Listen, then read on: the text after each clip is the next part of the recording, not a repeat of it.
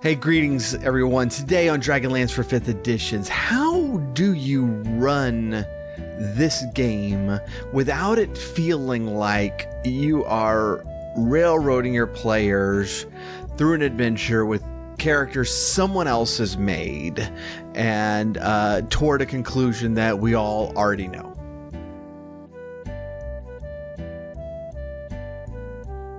Okay, so this whole video was because of just a fantastic comment a viewer left on another video with a series of concerns that I think are important to us for people who really do like Dragonlance, which, I mean, if you're watching this, you probably do. And for people who are interested in playing or running this game for friends, these are things that we need to contend with. And so, Patrick, I really appreciate the comment. It's kind of gotten my brain rolling for a good week or so here. Before we jump to that, if you're new here, on our channel, one of the things we do here is we go through the old Dragonlance games, and I'm running them. I'm running the old campaign for my group, and we're playing it in 5th edition. And so as we go, I'm trying to do these videos kind of giving my thoughts on running each one, giving some ideas for dungeon masters who want to run it themselves, trying to point out some pitfalls along the way, and also some tips on transitioning it to 5th edition if that's what you choose to do. And that has brought us on a lot of really interesting side topics, because Dragonlance is fun, and I really like it. I actually, and I'm going to be doing a review on this soon, but a viewer turned me on to this book. Let me see if I can get it up. Yeah, the Advanced Dungeons and Dragons Adventure game book that was made. It's like, if you don't know these books, they're like a choose your own adventure only with dice, and it's really, really cool. And I played this over on Twitch, and we're going to be doing a review on that here. It turned out to be a lot of fun. Just a lot of fun, and there's a whole ton of Dragonlance news coming out, and so we won't shy away from that, but that is getting away from the topic. So Patrick wrote, I'm not going to read the entire comment, but the main concern here is that Dragonlance is written as such, is that the War of the Lance is kind of the central event that provides the context for anything else you're doing in the world. And so if you're running the game, you really in the comment, you really are going, you're going to run the War of the Lands. And you are encouraged in the book to run pre-generated characters. The book actually, the companions of the lands are in the book, and their stats are there, and it says you can play these characters. And actually, it's kind of fun along the way. If one of your characters has died, you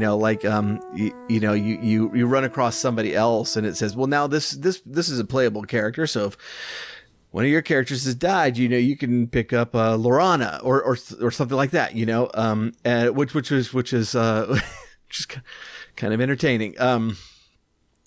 But in doing so, we run into a few problems. And the first problem is if people know these events anyways, if we've already read the books, then it really kind of feels like you're going to be railroaded into revelations you already know, into a conclusion you already know. And if you don't know, you still kind of get that feeling of being railroaded using somebody else's characters. But it feels like this is something that we do need to do first in order to to get the context of the world, which I kind of agree with. I think it would be fun to do like an adventure pre Zaxxaroth. Okay, like after the Cataclysm, but before the events of the Lance, where like there are no clerics, and you kind of have to deal with that. I think that would be a really interesting campaign, but without that would be something I run for people who understand the world. And so I do think that this is a context that is needed here. So Patrick actually gives a really good possible solution here, but there's a lot here to work through, and so that that's let's kind of take it one piece at a time. All right, first of all, railroading. All right, this adventure's railroady. It really is. I mean, parts less so than others. Now, look, I'm going to say, like, there's different degrees of railroading. There are. I'm part of some Dungeons and Dragons groups, and I ran across one that, like, somebody was talking. The way somebody was talking, it felt like, if you're running any sort of module at all, you are railroading me, and I'm pissed. I am not that type of player or DM. I'm totally okay with an overarching story, but I've seen videos on constructing, like, DMs very, very casually mentioning that, well, this is, they can take whatever jobs they want, and there might be 5 different options, and they can just take it. And I am very, very happy for those DMs. And I don't say that sarcastically. If you have time and the energy and the willingness to do that, that is awesome. I genuinely mean that. I don't. Other DMs I've heard say, you can go, your players can go any way on the road, but the road leads to the castle where I want them to go. So so if they go west, the castle's to the west, which is just. It's just as railroady, but like, there seems to be kind of a middle ground where there are a lot of options in front of you, even though the main goal is something that we do understand, in that we are going to do a bunch of, we might go different paths to this goal, but there is an overarching story. So, like in the Dice and Drury podcast, I'm playing one of the characters there, and we all know what the goal is. It's to beat Strahd, and the game. The game might change, and there's a bunch of different things to do, and the game might change depending on what cards you draw in the Tarokka deck. If you don't know, like, different items in the game are placed in the game by a reading of the Tarokka deck, and that actually, you don't know where the items are until the drawing happens, and then that's where it's a really cool system. Dragonlance fans, Tracy Hickman made that one up too. It's just a genius dude. And so there's a little bit of variety there, and there's certain things that we can choose to do and not choose to do. And so it feels a lot less railroady. And, but the goal is in mind. And we know what the goal is, and that, and for some players that ruins the enjoyment of the game, where they want to have complete control over even the missions. And if I'm the dungeon master for that group, we're not playing Dragonlance, or we might play Kryn, but we're not playing Chronicles, right? So like the first module feels much more open to me. There's a lot of different paths to the end, in there, and there's a lot of different ways the player can go. We know what the end is and should be. We know that we are going to face the Black Dragon Cassanthe at the end. But, you know, or if we head straight there, if we try to circle around, if we go through the forest, if we meet the cool unicorn, these are all things that could happen. Now, I've in my videos in Outlook, I'll try to do the Burning of Solace. I'll link that here. In my videos, like when you return to Solace after that whole section feels bad to me. It feels like it's not that, hey, we need to go over there. How are we going to go there? But that feels like you were on the railroad. And so I gave some ideas on how to loosen that up quite a bit, where we can still get to where we want to be. But there's a lot more options and a lot of different ways that the players can accomplish it. And that is something that like when we're going through, when something just feels just a bit railroady, a bit too much railroady to me, that we try to point out here and give some options. But that is a real concern. And like, I eventually want to do, like, as there's talk going around of the possibility of Wizards of the Coast reviving Krynn. I do want to kind of do a video on the difficulties of what would this campaign look like in 5th edition? And there is an issue where, like, when you go into Barovia in Curse of Strahd, Barovia is basically open and you can go places, but Krynn is so much bigger that it actually limits the places you can go. You know, there's only so many places you can reach from Solace, and that does put some forward motion on the game. And so if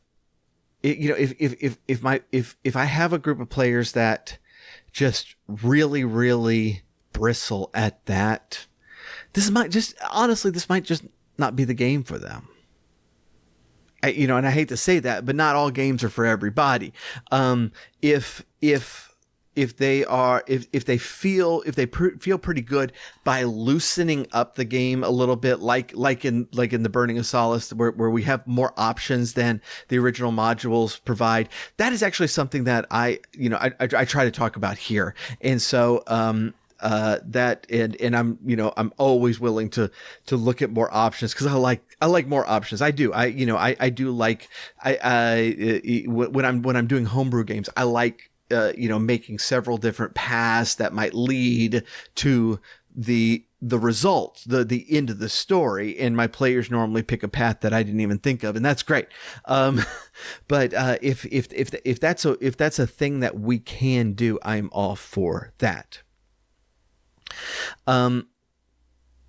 The canonical characters thing, that has not been an issue for me. Like, so my players have not read the books, or anything like that. They,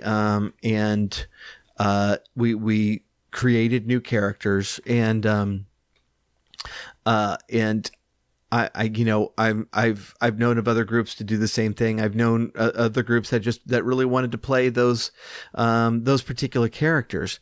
I'm going to say, like, if your people are walking in, if your players are walking into this and they want to play this story that they know, and they want to play the characters that they know, I don't know that, spoilers are going to be a main concern for them. They just want to experience that. But there are ways that we can play with those expectations too, which could be a lot of fun. One of them is just for the fact that, look, Zaxxaroth, the novel follows the module for Zaxxaroth pretty closely, but after that, it really doesn't.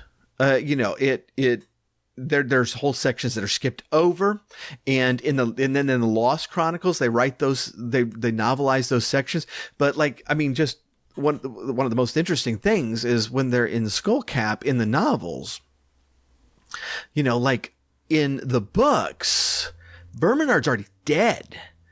And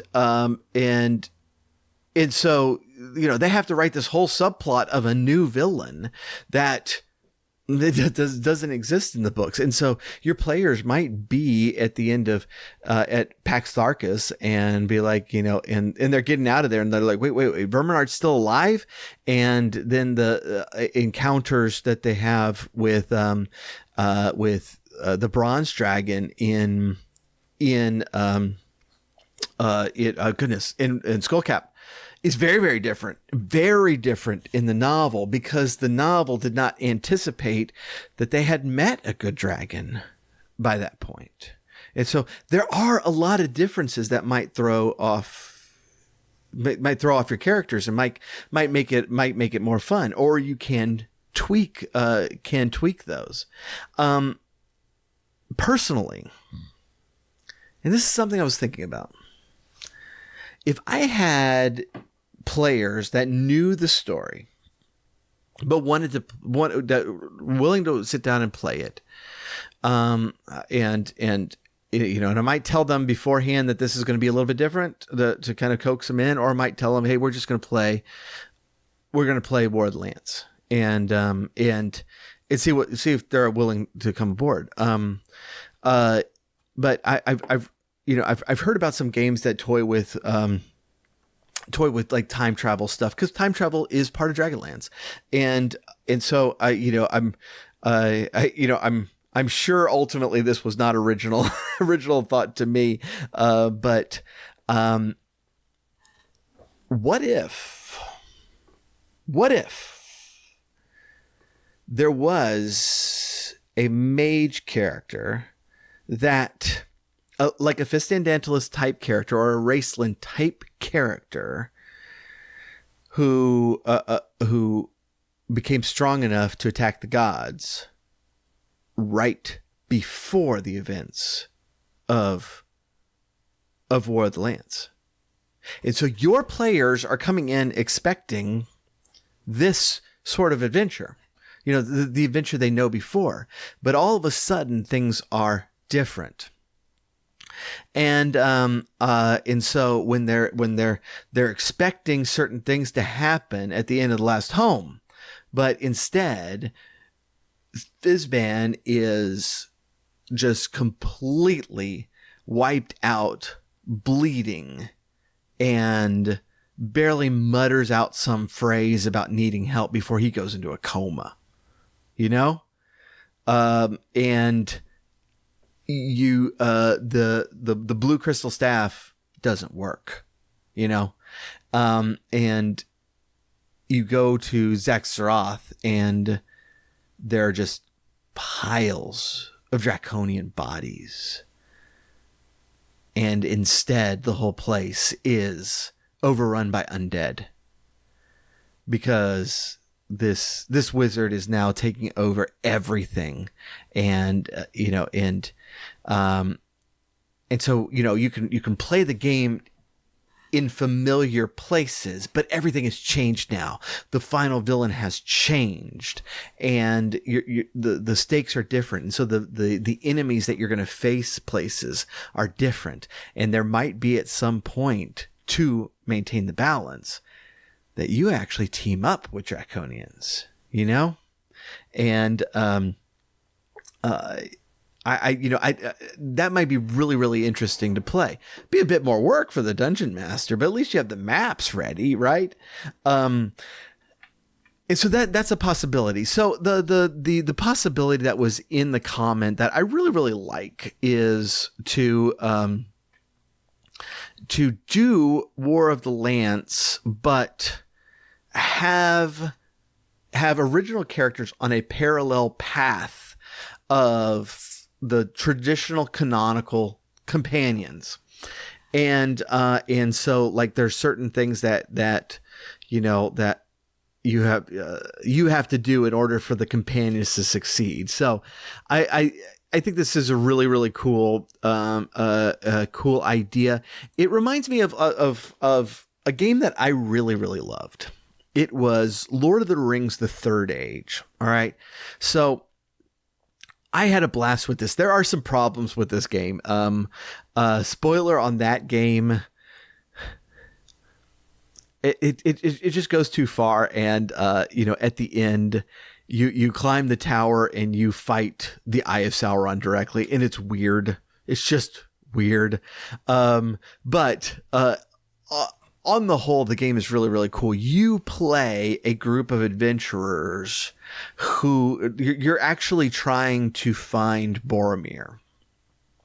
And so you're following in the Fellowship footsteps through their adventure, but you're facing different things, and your plot is a little bit different, but they're parallel. And that was the feel I was getting from this, and I think that would be very, very cool. A couple of things popped up to mind as a hook. That your characters are prisoners in Zaxxaroth and are escaping while the companions are coming through, or if you want to fast forward a little bit, you're prisoners at Pax Tharkas. And that will actually open up things. You can have elves and hill dwarves and humans, or people from the plains, all there, because those were all people, people involved in that, and so going through the mountains alongside of the companions, but doing different jobs as them, because it's like, okay, we're going to go to Skullcap, but we really need you to explore this area, or whatever the case may be. I think that would be a blast. That would be a blast to do. And there's tons of different hooks of different people that were close by, and actually follow, like, I'm thinking in particular, like Sunstar, who is an NPC in Zaxxaroth, an escaped prisoner, and you run across her again post Pax Tharkas, in through the mountains and so on. And so there are these characters who follow alongside of the companions and help in different ways. And so I think that would be a blast to do. And so I didn't expect this, kind of this video to have all of the answers, but kind of my approach on it, and I do have a particular approach because none of my players have read the books, and I do think this game has a unique issue in that it spawned novels that I believe were much more popular than the game. I mean, the novels have sold just a ton of copies. And like, I mean, before I had ever played Dungeons and Dragons, I read these books. These were one of my introductions to Dungeons and Dragons. And, and we don't really have that problem in most places, like, the Dritz novels are not based directly on campaign settings. This is we're in those books that are based directly on like on games or something. I'm like the ones that are coming to mind that I've read are like Pool of Radiance and Baldur's Gate. And those are video games, but those books were not anywhere close to like this popular as Dragonlance. And so this is a unique problem in that there are a lot of fans of Dragonlance who have not played these modules and would possibly want to. I mean, that's the reason I'm DMing them, because I've never played them and I've read the book several times. And so that is an issue. It also is an issue that this world is. It's not like Forgotten Realms, where Forgotten Realms, there's not like a single event that defines all things. And it definitely is the case in Dragonlance that this is a very, very the mythos of the world is so rooted in this particular event, and it kind of became the case that, you know, they were trying to do this massive, you know, the first kind of multi-part adventure that spans the entire world. They were trying to make it so big that to make it worthwhile, and they succeeded. But that being the case, it's like this is the central moment of all things, you know, and so I do think that there's a lot of room to do other campaigns in, but you're absolutely right when that they take their setting from this one. And so if you do an adventure where in a world that doesn't that the word clerics don't exist, that doesn't make sense outside of War of the Lance, you know, or even in a post War of the Lance world, it doesn't, you know, the way all things interact is because of this. Now, and I have not gotten into a lot of 5th Age stuff, and so if it's different, if things are different there, I don't know honestly if there was a lot of campaigns written for that. That is an area that I'm very, very ignorant of, and so there might be, for all I know. I'm sure in the comments y'all will let me know on some resources there. I would really appreciate it, because that would be fun to look into.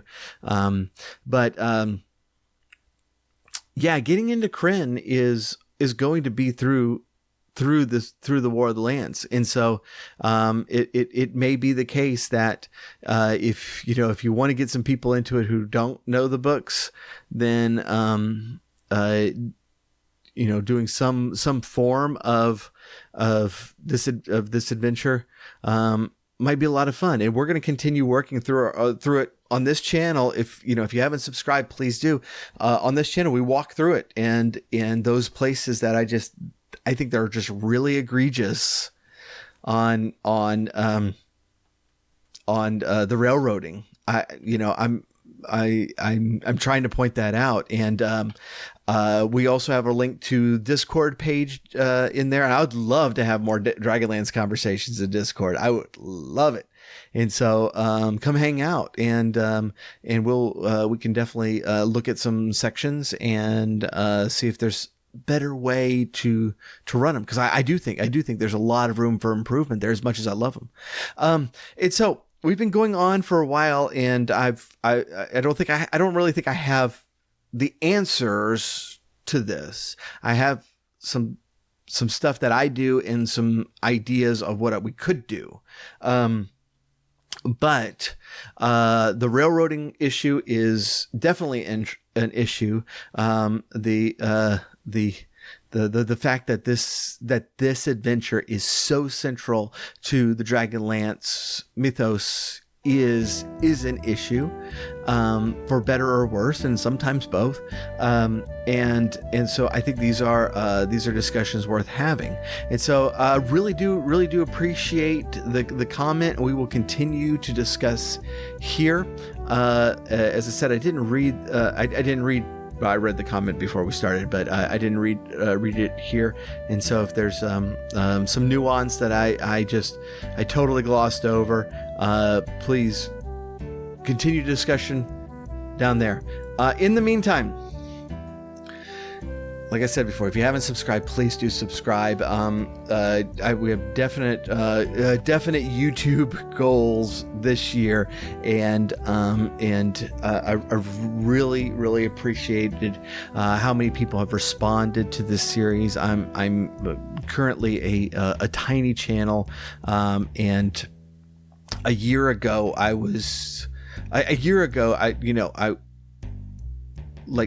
sometimes nobody would watch my video at all. And so I'm a less tiny channel today, thanks to you. Y'all are so great about making comments and ideas. for me, and please keep doing it, and we'll keep rolling, and we'll stay tuned. We still have Qualinesti next, and Qualinesti's a beast, and I'll